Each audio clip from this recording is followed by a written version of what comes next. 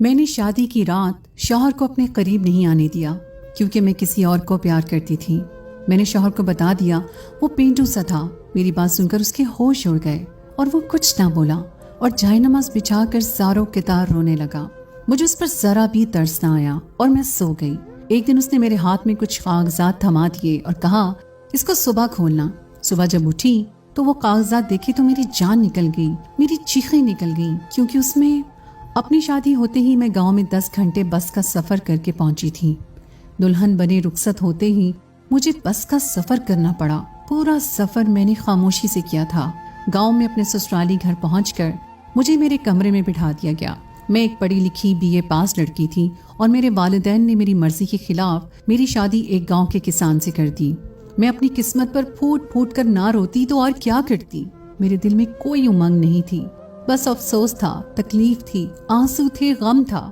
جب میرا شوہر غلام محمد میرے کمرے میں آیا تو میرے چہرے پر حد درجہ ناگواری سی چھا گئی تھی۔ میں نے اس پر ایک اچٹتی نظر ڈال کر ہٹا دی۔ سفید شلوار قمیض پہنے، اس پر بڑی بڑی مونچھیں، بالکل پینڈو سا لگ رہا تھا۔ مسکرانے سے اس کی بتیسی پوری نظر آ رہی تھی۔ میرے پاس آ کر بیٹھ گیا۔ کچھ دیر مجھے بڑی محویت سے دیکھنے لگا۔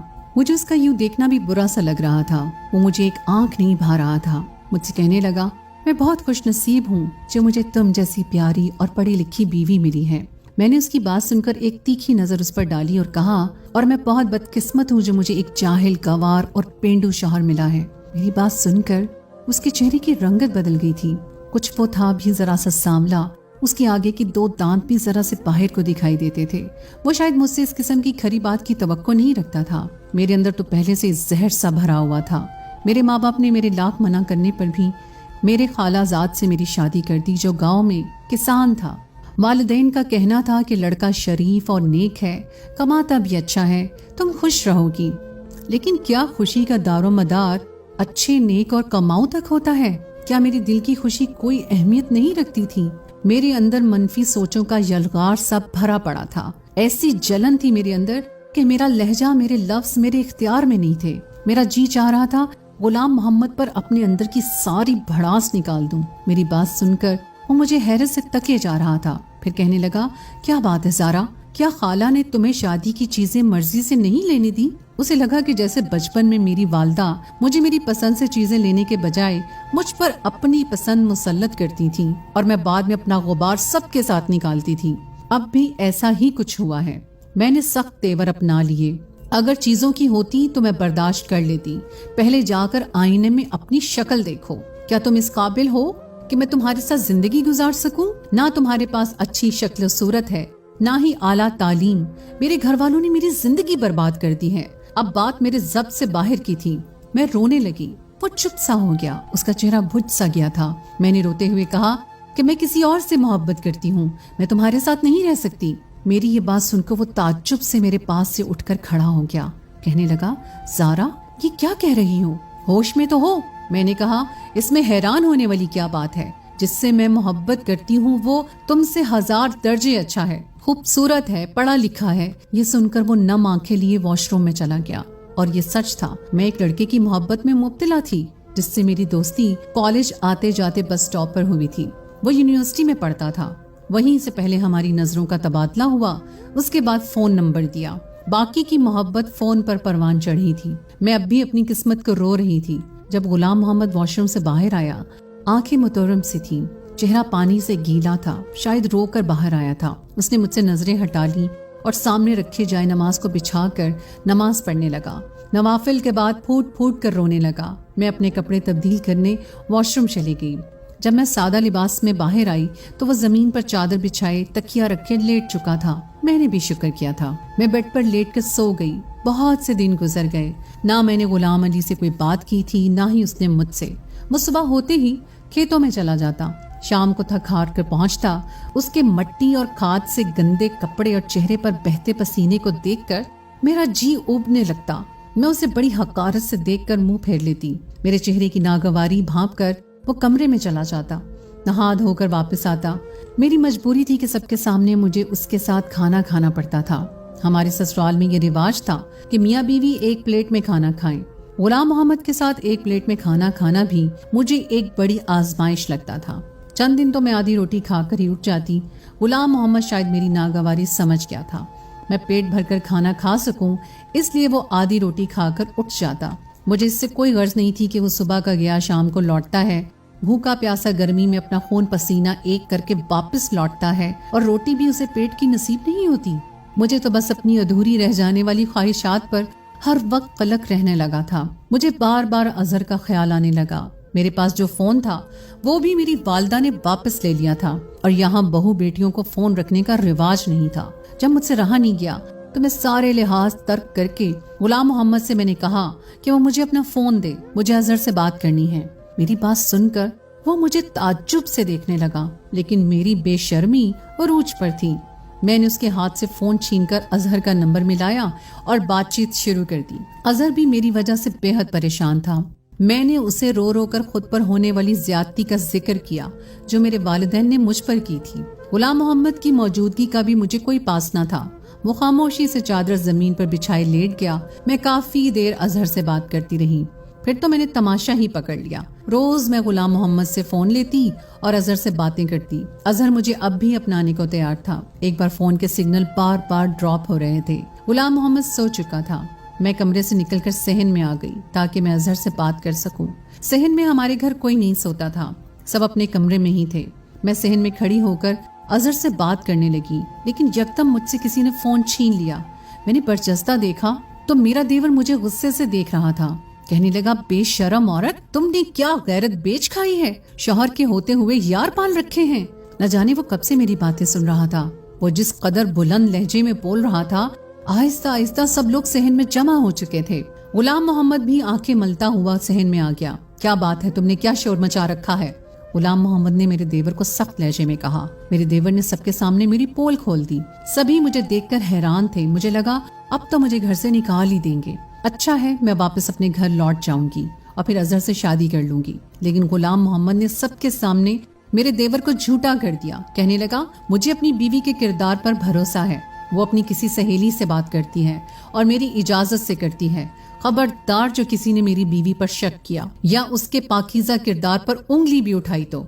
चंद जुमलों में ही सबको वो समझा चुका था। बात वहीं खत्म हो गई, लेकिन मुझे इस पर और भी गुस्सा आने लगा। मैं कमरे में आकर उससे झगड़ने लगी। मैंने कहा, तुम होते कौन हो मेरे बारे में ये कहने वाले?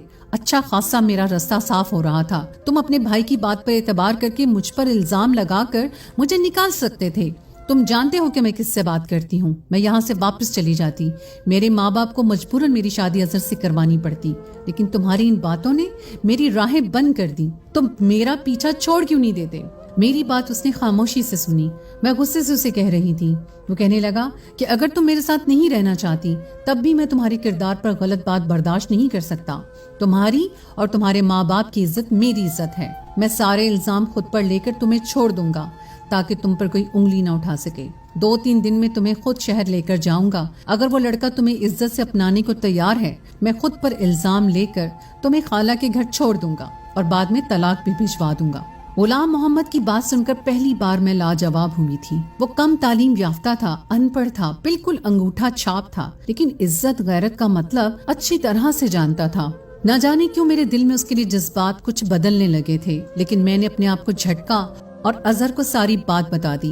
वो तो सुनकर खुश हो गया। कहने लगा, तुम शहर में आ जाओ और अपने कजन से तलाक ले लो। हम पहले कोर्ट मैरिज करेंगे, तुम मेरे पास ही रहना। बाद में तुम्हारे माँ बाप हमें अपनाने के लिए मजबूर हो जाएंगे। मैंने हामी भर ली। चंद दिन बाद ही मैं गुलाम मोहम्मद के साथ चली गई। अजहर के बताए हुए पते पर पहुंचकर मैंने गुलाम मोहम्मद से कहा कि अब तुम जाओ, मुझे तलाक भी दे दो। उसके बाद तुम्हारा मुझसे कोई वास्ता नहीं। मैं अजहर से निकाह कर लूंगी। वो कहने लगा, मैं तुम्हारे लिए तलाक के गलीज लफ्जों को मुंह पर नहीं बोल सकता। मेरा ज़मीर इस बात की इजाजत नहीं देता। हाँ, मैं कागजी कार्रवाई कर दूंगा। कल तक इसी पते में तुम्हें तलाक भी दूंगा। ये कहकर वो चला गया। मैंने दरवाजा खटखटाया। दरवाजा अजहर ने ही खोला था। मुझे देखकर मुस्कुराने लगा। मैं घर दाखिल हो गई, लेकिन घर में उसके घर वाले नजर नहीं आ रहे थे। हालांकि वो मुझसे कह रहा था वो मेरे बारे में सब कुछ अपने घर वालों को बता चुका है। मैंने खाली सहन देखकर पूछा कि तुम्हारे घर वाले कहाँ हैं? कहने लगा, अंदर आओ, बताता हूँ। मैं उसकी हमराही में ही अंदर कमरे तक गई। कमरे में 2 मर्द और मौजूद थे। मुझे देखकर कमीनगी सी हंसी हंसने लगे। उनमें से एक ने कहा, माल तो अच्छा है, اس کی قیمت میں تمہیں 3 لاکھ دوں گا۔ یہ سن کر تو میرے ہوش اڑ گئے۔ اظہر میری سودے بازی کر رہا تھا۔ میں تو چکر کھا کر رہ گئی۔ اس سے پہلے کہ وہ مجھے کمرے کے اندر دھکیل کر کمرہ بند کرتا، میں نے بر وقت اپنا دماغ چلایا اور اظہر کو دھکا دے کر بھاگ کر مین گیٹ سے باہر نکل گئی۔ وہ تینوں میرا پیچھا کرنے لگے۔ غلام محمد ابھی اتنی دور نہیں گیا تھا۔ اسے دیکھ کر میں اسے پکارنے لگی۔ اس نے پلٹ کر مجھے دیکھا۔ میں بھاگتے ہوئے اس کے پاس پہنچی تھی۔ میرے پیچھے اس وقت 3 مرد بھاگ رہے تھے۔ رات کا اندھیرا چھا گیا تھا۔ وہ جگہ بھی سنسان تھی جہاں اظہر نے ہمیں بلایا تھا۔ میں ڈری سہمی غلام محمد کے پیچھے جا چھپی۔ وہ تینوں مرد ہم تک پہنچ گئے تھے۔ غلام محمد سے کہنے لگے، اس لڑکی کو ہمارے حوالے کر دو ورنہ تمہیں جان سے مار دیں گے۔ اس نے جواب دینے کے بجائے انہیں مارنا شروع کر دیا۔ بدلے میں وہ لوگ بھی غلام محمد کو مارنے لگے۔ ایک شور سا مچ گیا۔ کچھ دیر میں لوگوں کا ہجوم سا لگ گیا۔ خدا کی کرنی یہ ہوئی کہ وہاں سے پولیس موبائل گزر رہی تھی۔ پولیس کو دیکھ کر وہ لوگ بھاگنے کی کوشش کرنے لگے لیکن پکڑے جا چکے تھے۔ پولیس کب سے ان کی تلاش میں تھی۔ وہ لوگ لڑکیوں کو اپنی محبت کے جال میں پھنسا کر آگے بیچ دیتے تھے۔ اللہ نے مجھے بچا لیا تھا۔ غلام محمد کے ہونٹوں کے پاس زخم ہو چکا تھا۔ پہلی بار مجھے اس کے زخم کو دیکھ کر دکھ ہوا تھا۔ وہ مجھے خاموشی سے بس اسٹاپ تک لے گیا۔ میں اس کے سامنے نظریں اٹھانے کے قابل نہیں رہی تھی۔ وہ ان پڑھ ہو کر بھی باز ظرف نکلا تھا۔ مجھے اپنا آپ اس کے سامنے چھوٹا سا لگنے لگا۔ وہ مجھ سے پوچھنے لگا کہ زارا کہاں جانا چاہتی ہو؟ اپنے والدین کے پاس؟ میں نے کہا مجھے آپ کے ساتھ جانا ہے۔ میری بات سن کر اس نے مجھے بڑی حیرت سے دیکھا تھا۔ میں اس کے ظرف کے سامنے ریزہ ریزہ سی ہو کر رہ گئی تھی۔ میرے ماں باپ نے میرے لیے ہیرا چنا تھا، بس میں ہی اپنی کم عقلی سے کانچ کی چمک دیکھ کر اپنے ہاتھ زخمی کرنے چلی تھی، لیکن بر وقت بچ گئی۔ غلام محمد نے مجھ سے دوسرا کوئی سوال نہیں پوچھا اور مجھے گاؤں لے گیا۔ میں نے غلام محمد کا زخم دیکھ کر فکر مندی سے پوچھا کہ غلام محمد تمہیں ہوا کیا ہے؟ وہ کہنے لگا بس سے اترتے ہوئے گر گیا تھا، اس لیے چوٹ لگ گئی۔ میں اپنے اندر بہت شرمندہ سی ہو کر رہ گئی تھی۔ میں نے اپنے شوہر کا بظاہر دیکھ کر اسے کیا کچھ نہیں سنایا تھا، لیکن اس نے میرے ساتھ اب تک بھلائی ہی کی تھی۔ 2 دن تو میں اسے نظر نہیں ملا پائی، اپنے اندر خود کو لعنت ملامت کرتی رہی۔ وہ اب بھی آدھی روٹی کھا کر میرے پاس سے اٹھنے لگا تو میں نے اسے روک لیا۔ میں نے کہا آپ کھانا ٹھیک سے کیوں نہیں کھاتے؟ روز آدھی روٹی کھا کر اٹھ جاتے ہو۔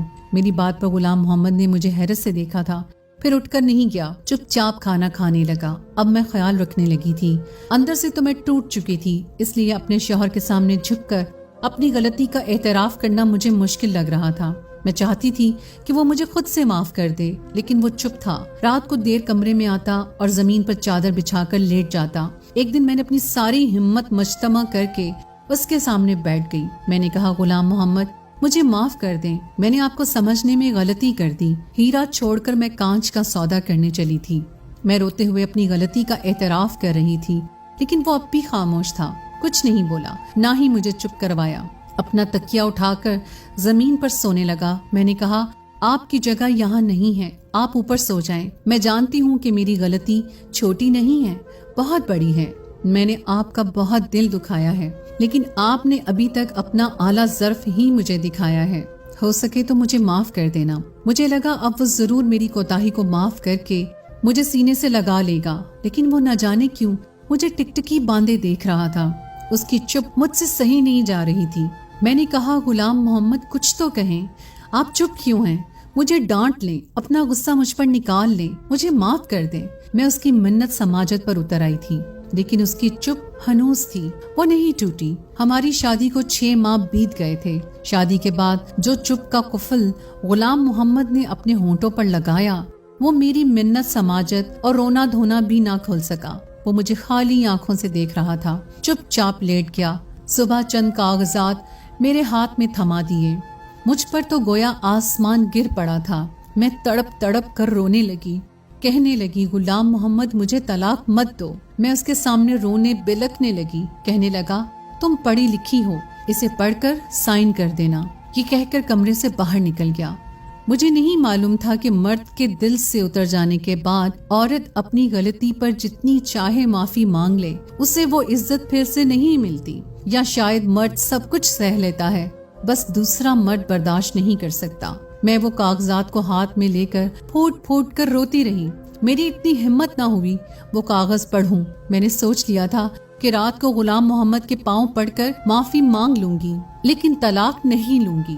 رات کو جب وہ کمرے میں آیا تو میں اس کے پاؤں میں بیٹھ گئی، گڑ گڑا کر اس سے معافی مانگنے لگی۔ اس نے مجھے دونوں بازوؤں سے پکڑ کر کھڑا کیا، کہنے لگا تم کاغذ پڑھ لیتی تو یوں نہ روتی، وہ طلاق نامہ نہیں ہے۔ پھر دراز سے نکال کر مجھے کاغذ پکڑا دیے۔ میں نے آنسو پہنچ کر جب کاغذ دیکھے تو وہ زمین کے کاغذات تھے جہاں وہ ہل چلاتا تھا۔ اپنے حصے کی ساری زمین وہ میرے نام کر رہا تھا۔ میں نے حیرت بھری نظروں سے دیکھا کہ وہ اپنا سب کچھ مجھے کیوں سونپ رہا ہے۔ میں نے کہا غلام محمد یہ سب میرے نام کیوں کر رہے ہیں؟ کہنے لگا اس لیے کہ تم میری بیوی ہو، میں کل شہر جا رہا ہوں، کچھ دن کے بعد لوٹوں گا۔ غلام محمد نے میرے لاکھ منع کرنے پر مجھے سائن کروا لیے۔ اگلے روز وہ شہر چلا گیا۔ 4 دن میں نے بڑی بے صبری سے اس کا انتظار کیا تھا۔ وہ واپس تو آیا لیکن گھر میں کوہرام سمجھ گیا تھا۔ شہر سے غلام محمد کی میت گاؤں آئی تھی۔ میری تو دنیا ہی اجڑ گئی تھی۔ اس کا ایک شہری دوست اس کی میت لے کر آیا تھا۔ اسی نے بتایا کہ پچھلے 2 ماہ پہلے ہی غلام محمد کو معلوم ہوا کہ اسے کینسر ہے، وہ زیادہ دن نہیں بچ سکے گا۔ نہ جانے پچھلے 6 ماہ سے کون سا عمل اسے کھائے جا رہا تھا جس کا نتیجہ اس کی جان ہی لے گیا۔ مجھ پر تو غشی کے دورے پڑنے لگے تھے۔ 2 دن بعد میں نے کچھ ہوش سنبھالا تو ایک خط مجھے میری ساس نے دیا۔ کہنے لگی زارا یہ غلام محمد کے دوست نے دیا ہے، کہہ رہا تھا غلام محمد نے تمہارے نام بھیجا ہے۔ یہ سن کر مجھے حیرت کا جھٹکا لگا تھا۔ میں نے اپنی ساس سے کہا کہ خالہ غلام محمد تو ان پڑھ تھا، پھر خط کیسے لکھا؟ اس نے کہا اس پر خالہ نے مجھے تعجب سے دیکھا اور کہا تمہیں کس نے کہا کہ غلام محمد ان پڑھ تھا؟ اس نے 10 جماعتیں گاؤں کے اسکول سے پاس کی تھیں اور 14 جماعتیں پرائیویٹ پڑھی تھیں، ساتھ ہی ساتھ اپنے باپ کا بازو بھی بنا رہا۔ میں تو سن کر دنگ رہ گئی تھی۔ میں شادی سے پہلے کبھی گاؤں نہیں آئی تھی، مجھے لگا خالہ کے سب بچے ان پڑھ ہی ہوں گے۔ خالہ کہنے لگی تمہیں غلام محمد بچپن سے چاہتا تھا، کہتا تھا اماں زارا تعلیم حاصل کر رہی ہے اس لیے مجھے بھی آگے پڑھنا ہے، کل کو جب وہ میری بیوی بنے تو اسے لوگوں کے سامنے یہ شرمندگی نہ اٹھانی پڑے کہ اس کا شوہر ان پڑھ ہے، جاہل ہے اور گوار ہے۔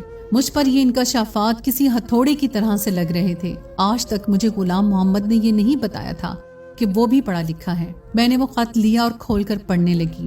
زارا میں نے آج تک تمہیں نہیں بتایا کہ میں تعلیم یافتہ ہوں، کیونکہ تعلیم حاصل کرنا ہر شہری کا حق ہے اور ضروری بھی۔ پھر ان باتوں کو سب کے سامنے جتایا جائے کوئی ضروری تو نہیں ہوتا۔ میں نے جب سے ہوش سنبھالی اپنی ماں کو یہی کہتے سنا کہ وہ تمہیں اپنی بہو بنانا چاہتی ہیں، اس لیے میرے دل میں تمہاری محبت کی کونپل بچپن سے ہی پھوٹنے لگی تھی۔ جیسے جیسے میری عمر بڑھتی رہی میری محبت بھی پروان چڑھتی رہی۔ کب میری محبت ایک تناور درخت کی طرح میرے وجود میں اپنی جڑیں پکڑ چکی تھی مجھے اندازہ ہی نہیں ہوا۔ مجھے جب بھی اماں یہ کہتی زارا پڑھ رہی ہے تو مجھے بھی پڑھائی کا شوق ہونے لگا۔ جب وہ یہ کہتی زارا کو کھانے میں یہ پسند ہے، مجھے وہی چیز کھانے میں اچھی لگنے لگی۔ میں شاید غلطی سے تم سے عشق کر بیٹھا تھا زارا، اس لیے شادی کی رات تمہارے منہ سے سب باتیں سن کر مجھ سے برداشت ہی نہیں ہوا۔ میں نے آج تک کبھی آنسو نہیں بہائے تھے، رونا تو بہت دور کی بات ہے، ہر حالات کا ڈٹ کر مقابلہ کیا تھا، لیکن اس دن تو میں ٹوٹ کر ہی رہ گیا تھا۔ مرد سب کچھ سہ سکتا ہے، لیکن اگر لڑکی شادی کی پہلی رات یہ کہہ دے کہ وہ شوہر کے بجائے کسی اور سے محبت کرتی ہے تو شوہر کا مان اعتبار چکنا چور ہو جاتا ہے۔ میں بھی ٹوٹ چکا تھا، پھر میں نے تم سے محبت بھی بہت ٹوٹ کر کی تھی، اس لیے جب تم میرے سامنے اپنے عاشق سے باتیں کرتی، ایسی باتیں جن پر شوہر ہونے کے ناطے میرا حق تھا، تو میرا دل خون کے آنسو روتا تھا۔ کب یہ غم مجھے کینسر میں مبتلا کر گیا مجھے پتہ نہ چل سکا۔ میں نے اپنی ساری جمع پونجی تمہارے نام کر دی کہ کہیں میرے مرنے کے بعد تمہارے ساتھ کوئی حق تلفی نہ کر سکے۔ تم آزاد ہو زارا، پوری عزت کے ساتھ تمہیں کوئی بھی اپنا سکتا ہے۔ میری محبت شاید میرا مسئلہ تھی، اس لیے قبر تک میرے ساتھ جائے گی۔ خط پڑھتے ہوئے میں زاروں کے تار رو رہی تھی۔ یہ میری کیا کر دیا، کیوں کر دیا؟ میں نے سوچا سمجھا کیوں نہیں؟ میری بے اعتنائی نے میرے شوہر کی جان لے لی۔ میں دھاڑے مار مار کر رونے لگی۔ میری ساس مجھے دیکھ کر گھبرا سی گئی، کہنے لگی زارا ایسا کیا لکھ دیا تھا اس نے؟ میں کیا جواب دیتی، کیا کہتی کہ میں نے کیا کھو دیا ہے؟ مجھے عقل تب آئی جب میں خالی اور تہ دامن رہ گئی تھی۔ میں روتے ہوئے خود کلام تھی، کاش غلام محمد تمہاری جگہ میں مر جاتی۔ غلام محمد تم نے مجھ جیسی خود غرض سے کیوں محبت کر لی؟ کاش کہ تم زندہ رہتے، تمہارے بدلے میں مر جاتی۔ میرے آنسو نہیں رک رہے تھے، میں ہذیانی کی کیفیت سے گزر رہی تھی۔ ایک وفا غلام محمد مجھ سے نبھا کر मनो मट्टी तले जा चुका था और एक मोहब्बत निभाने का मैंने अहद कर लिया था। आज मेरी उम्र 50 साल हो चुकी है और मैं अब भी गुलाम मोहम्मद की बेवा हूँ।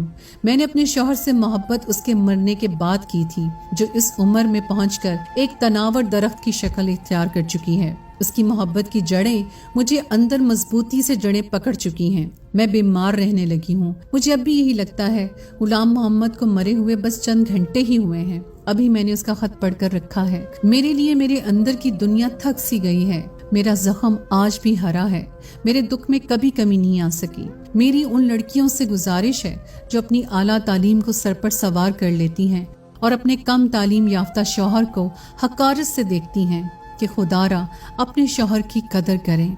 जितना मुखलिस वो आपसे है, कोई सड़क छाप आशिक नहीं हो सकता। जो शख्स आपको इज्जत से बयाने के बजाय कोर्ट मैरिज का मशवरा दे, वो आपको बेच खाएगा। काश कि ये बात मैंने पहली समझी होती तो शायद गुलाम मोहम्मद आज भी जिंदा होता। तो दोस्तों, ये थी हमारी आज की कहानी। उम्मीद है आपको आज की कहानी पसंद आई होगी। कहानी अच्छी लगे तो उसे लाइक ज़रूर कीजिए, दोस्तों के साथ शेयर कीजिए, और अगर आपने अभी तक मेरे चैनल मेरी आवाज़ को सब्सक्राइब नहीं किया तो उसे सब्सक्राइब कर लीजिए। और अगली कहानी तक के लिए मुझे इजाज़त दें। अल्लाह हाफिज़।